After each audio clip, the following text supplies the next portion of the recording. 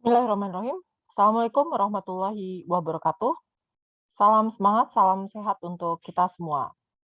Pada kesempatan perdana ini, saya sebagai pengampu mata kuliah pengantar ekonomi makro ingin menyampaikan beberapa hal terkait sistem pembelajaran, konten pembelajaran, dan materi di pertemuan perdana ini.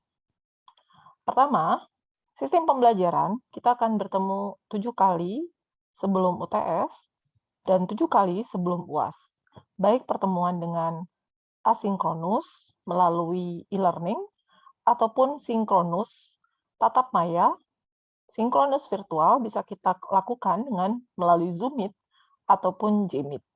Pertemuan yang akan kita lakukan tidak setiap saat sinkronus, tetapi pembelajaran tetap dilakukan setiap minggu. Seluruh mahasiswa diharapkan sebelum memulai pembelajaran, jangan lupa melakukan absensi kehadiran dengan mengklik present atau hadir pada menu yang tersedia di e-learning. Berikutnya, untuk porsi kehadiran hanya 10% daripada tatap muka. Tetapi yang perlu diingat oleh para mahasiswa bahwa ini menjadi syarat untuk melanjutkan mengikuti UTS dan UAS. Beberapa hal terkait tugas, jenisnya ada dua, tugas individu dan tugas kelompok. Tugas harap dikerjakan sesuai dengan durasinya, diusahakan tidak telat, dan sesuai dengan schedule yang sudah ada pada e-learning Anda semua. Kemudian, terkait ilmu ekonomi ini, pengantar ekonomi makro, kita akan belajar dengan menggunakan buku dari MenQ. E-book akan diberikan beserta dengan pembelajaran PPT per pertemuan. Silakan sebelum kita memulai berdiskusi, baca dulu materi, cermati, dan silakan sampaikan pada saat virtual sinkron. Terkait tugas, dikerjakan dengan membaca dan mencermati materi ajarnya. Baik, saya akan memulai untuk menyampaikan materi perdana di kesempatan ini. Kita akan belajar mengenai ekonomi makro. Semoga terlihat slide-nya. Ada sekitar 10 slide. Oke, dari di sini semoga sudah terlihat.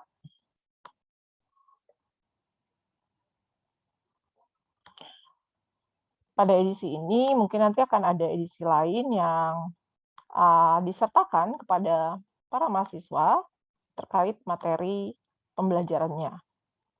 Oke, makroekonomi. Kenapa kita berpikir kritis mengenai isu makroekonomi? Karena sebagian negara berkembang lebih cepat dan beberapa negara berkembang lebih lambat. Ketika kita bicara mengenai apa beda skup makro dan mikro, pastikan juga kita paham bahwa dalam makroekonomi kita membahas sesuatu yang tidak dapat kita kontrol. Tetapi pada mikroekonomi kita bicara mengenai 3 hal. Pertama adalah penyesuaian antara kebutuhan dengan sumber daya yang terbatas, perilaku pada pasar oleh faktor input maupun faktor output, dan interaksi antara penjual dan pembeli pada struktur pasar. Nah, pada ekonomi makro, kita akan membahas mengenai konsep pengaruh dan kaitan antara faktor-faktor eksternal tadi. Apa saja yang mempengaruhi perilaku individu dalam masyarakat dalam kepentingannya untuk peningkatan pertumbuhan ekonomi. Ketika para mahasiswa menghadapi konsep bahwa sesuatu yang tidak bisa dikontrol berada dalam lingkaran pelaku. Ketika kita bicara mikro, maka yang kita lihat adalah adanya rumah tangga, adanya perusahaan, dan adanya pemerintah sebagai pelaku ataupun interaksi hubungan di antara 3 hal tadi. Tetapi dalam makro kita berbicara mengenai faktor di luar kontrol, karena ada isu mengenai pengangguran, kemiskinan, pendidikan, kesehatan, jumlah beredar, moneter, fiskal, dan hal-hal lain yang ada dalam konsep makroekonomik.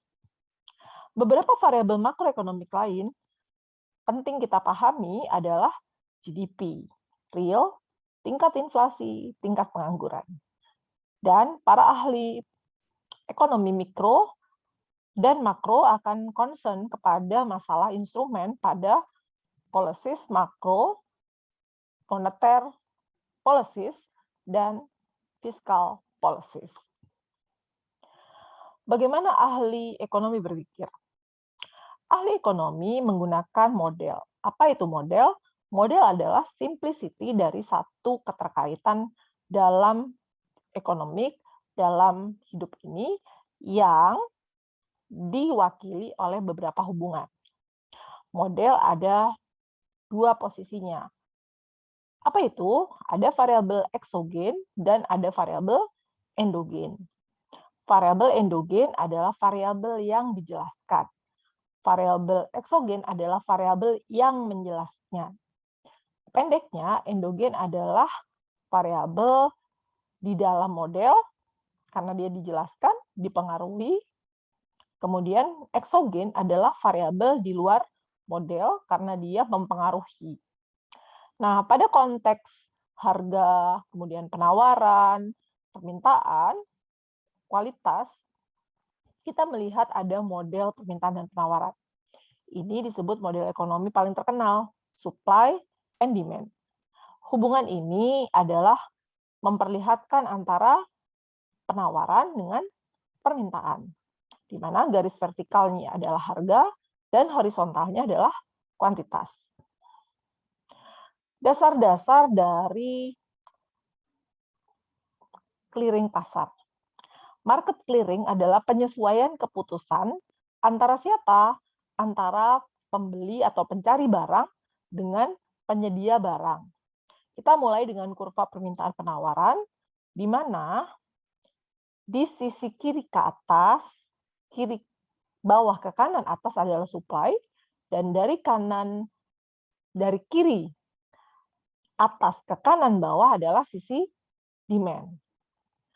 Ingat, kurva permintaan memang bergerak sepanjang posisinya berslope negatif atau bergerak dari kiri ke kanan bawah. Sementara kurva supply menandakan ketika permintaannya harga daripada barang itu naik, maka jumlah barang yang dijual juga bertambah. Titik pusat adalah equilibrium, bertemunya harga dan jumlah barang yang diminta pada satu keputusan pasar. Sekarang permintaan misalnya CD, kemudian bergeser menuju D ke D. Jadi ada shift ya, ada pergeseran dari D ke D bintang.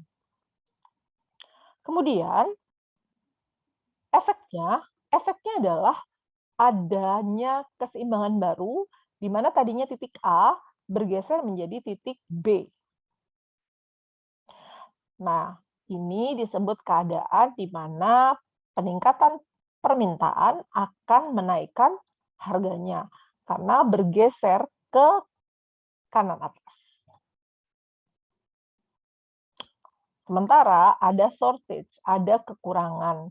Kekurangan apa? Kekurangan terhadap jumlah barang yang tersedia. Karena tadi barangnya menjadi tidak bertemu pada satu titik. Kenapa? Karena lebih banyak kan yang meminta daripada tersedianya barang tersebut. Dasar-dasar permintaan dan penawaran. Baik, kita bicara mengenai konsep mikro sebelum lari kepada makro. Pergeseran permintaan, misalnya pendapatan Anda meningkat, pendapatan kita meningkat, akan meningkatkan jumlah pada barang yang diminta. Ini jelas berlaku hukum normal. Ketika seseorang menaikkan harga barang, maka jumlah barang yang diminta akan turun. Pergeseran penawaran. Oke. Ketika ini akan berlaku pada kurva penawaran, karena ketika harga barang turun, maka jumlah barang yang ditawarkan atau dijual semakin menurun. Oke, kita akan coba tarik pada asumsi, harga kaku, dan harga fleksibel. Oke, ekonomi biasanya, kalau kita bicara ekonomi ya, akan menyebabkan keseimbangan pasar baru. Nah, asumsi ini, pemisalan ini dapat dicapai ketika kondisinya, eee, realistis atau kondisinya masuk akal gitu ya. Ketika ada permintaan, harga akan menyesuaikan pada titik tertentu dan permintaan akan merubah penawaran. Kenapa? Karena orang banyak yang meminta barang sehingga harga barang naik kan. Ketika harga barang naik, maka jumlah orang yang menjual akan bertambah. Jadi, perlu dicatat, model penyesuaian pasar atau clearing proses mengasumsikan upah dan harga itu fleksibel. Kenyataannya, upah dan harga, jadi kalau upah naik, harga barang naik ya. Mestinya kan fleksibel, upah harus berubah sesuai dengan keseimbangan harga. Tetapi ini justru kaku. Kenapa? Harga itu kaku, kalau sudah naik dia tidak bisa turun. Upah juga begitu. Jadi kecenderungannya akan naik terus. Model clearing pasar tidak mendeskripsikan setiap kejadian yang instan dalam perekonomian. Nah, berikutnya, ketika kita menggunakan model, tadi ingat, model adalah simplicity, penyederhanaan bentuk. Mikroekonomik dan makroekonomik model. Seperti apa itu? Jadi kalau bicara mikro, kan studi mengenai rumah tangga dan perusahaan dalam membuat keputusan. Bagaimana mereka berinteraksi dalam penetapan harga barang, jasa, jumlah barang, hingga kepuasannya. Sementara makro itu bicara mengenai interaksi banyak individu dalam satu kelompok dan variabel agregatnya mendeskripsikan keputusan individu yang masuk dalam kelompok sebagai landasan dalam makroekonomik. Oke, jadi pada materi ini di Menq gitu ya, kita akan membahas banyak bab, 19 bab, tetapi kita akan bahas dengan sekitar yang bagian penting dalam pengantar ekonomi ini ada sekitar 12 bab mendasar. Jadi kita akan bicara mengenai pengenalan, teori klasik, pertumbuhan perekonomian jangka panjang, jangka pendek, faktor yang mempengaruhi perhitungan pendapatan nasional, inflasi, tingkat bunga, gitu ya. Oke, konsep penting di bab 1 ini adalah apa itu makroekonomi, GDP real, inflasi, pengangguran, resesi, depresi gitu ya. Depresi dan resesi itu beda banget ya. Jadi resesi ekonomi, depresi ekonomi, mana yang jangka panjang, mana yang jangka pendek, models, variabel endogen, variabel eksogen, market clearing, harga yang kaku, tadi kan harga fleksibel dia akan berubah sesuai dengan perubahan yang terjadi di pasar. Kemudian, apa itu skup mikro dan makro? Mikro adalah hubungan interaksi rumah tangga dan konsumen sebagai konsumen dan perusahaan. Oke, jadi kalau kita ngomong tekanan ekonomi dalam jangka panjang, itu depresi, resesi itu dalam jangka pendek. Itu konsep awal yang harus dipahami oleh seluruh mahasiswa terkait makroekonomik.